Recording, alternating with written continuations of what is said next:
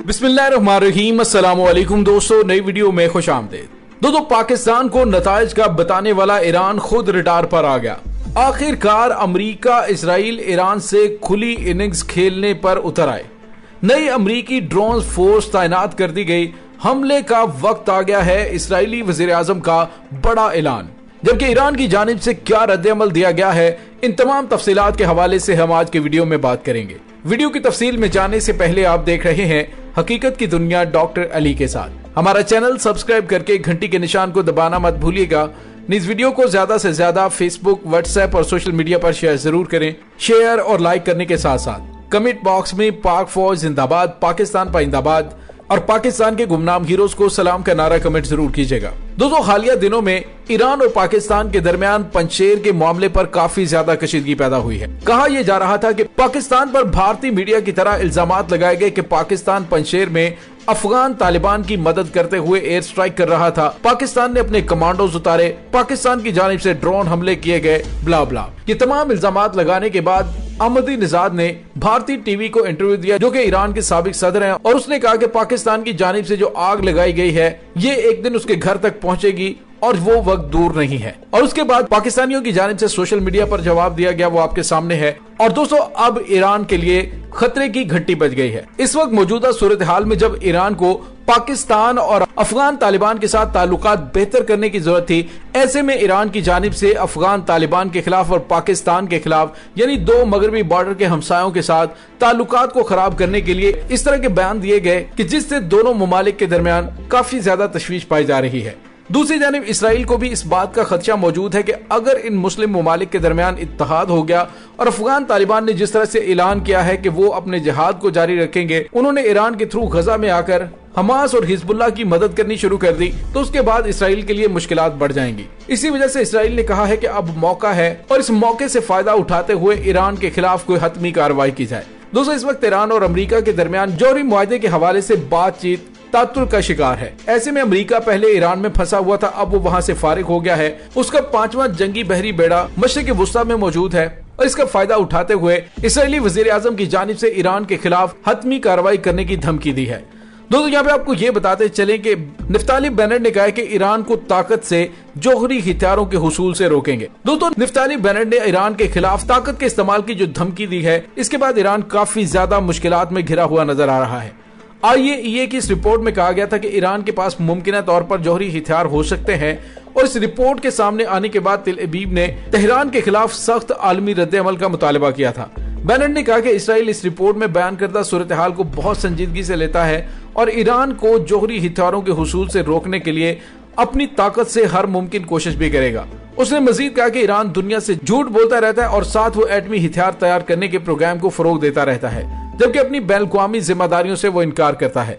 निफ्ताली Bennett ने एटमी हथियार हासिल करने की ईरान की कोशिश पर फौरी बैन-अल-अक़वामी रद्द-ए-अमल का मुतालबा किया और उसका कहना है कि उन्हें यकीन है कि एक मजबूत बैन-अल-अक़वामी मौक़िफ़ तेहरान हुकूमत में तब्दीली ला सकता है।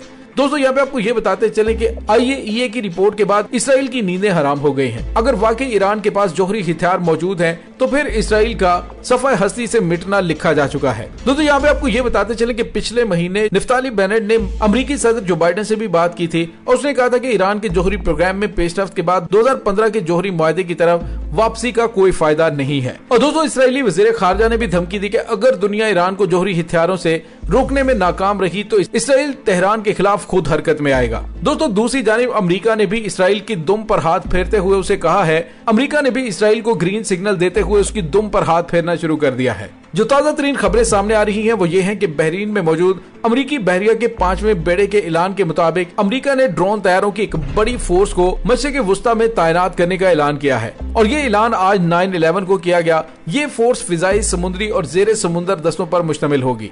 बहरिया के जिम्मेदारान का कहना है कि आने वाले महीनों के दौरान ड्रोन तैयारे मुतलका इलाकों में अपनी सलाहियतों के दायराकार को वसी करेंगे। अमेरिकी 5वें बेड़े के कमांडर वाइस एडमिरल ब्राइट कोपर के मुताबिक इसका मुल्क बहरी शोबे में पानी के ऊपर और पानी के अंदर मजीद दिफाई निजाम तैनात करने के हवाले से कोशा है।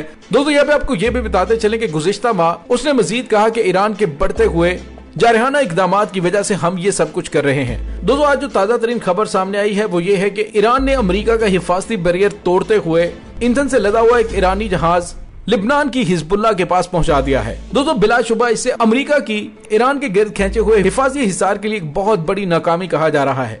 हिजबुल्लाह के एग्जीक्यूटिव शुरा के नायब ने कहा है कि ईरान के ईंधन से लदे जहाज के यहाँ पहुंचने के बाद हम अमेरिकी मुहासरे को शिकस्त देने के नए मरहले में दाखिल हो गए हैं। उन्होंने कहा कि ईंधन से लदा हुआ जहाज कोई छोटा सा ड्रोन नहीं है कि जो अमेरिकियों के हिफाजती हिसार को तोड़ते हुए लिबनान तक आ पहुंचा है। उन्होंने कहा कि इससे अमेरिका की नाकामियां सामने आ गई और ईरान की तरफ से ईंधन की तरसील से ये बात सामने आ गई है। उन्होंने कहा कि आज अगर ईरान से तेल से भरा हुआ बहरी जहाज लिबनान पहुंच सकता है तो इसके बाद मिसाइलों और हथियारों से लदे हुए जहाज भी लिबनान पहुंच सकते हैं। दोस्तों लिबनान को दरपेश एनर्जी के हालिया बहरान में हिजबुल्लाह लिबनान के secretary general Syed Hassan Nasrallah ने इंतहाई जहानत और एहसास जिम्मेदारी का सबूत देते हुए ईरान से पेट्रोल और डीजल लेने का फैसला किया था, जबकि ईरान ने भी फौरन उसकी दरखास्त पर अमल दरामद किया।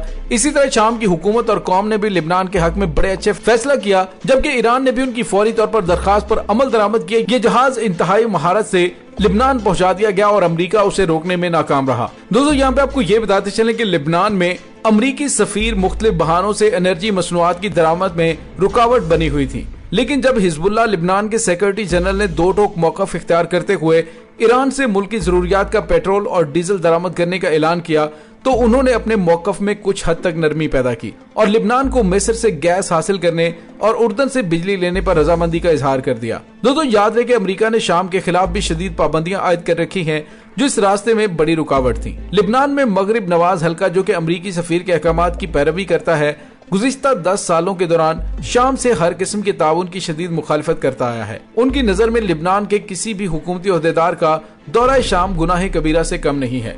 और दोस्तों अगर दाइश को शाम में खत्म ना किया जाता तो आज उसकी लिबनान पर भी हुकूमत बरकरार होनी थी। दाइश के खत्म होने में हिजबुल्लाह लिबनान के मुजाहिदीन की जदोजहद और कुर्बानी शामिल है, लिहाजा इन हकायक की रोशनी में लिबनान के मगरिब नवाज हल्कों के लिए डूब मरने का मुकाम है।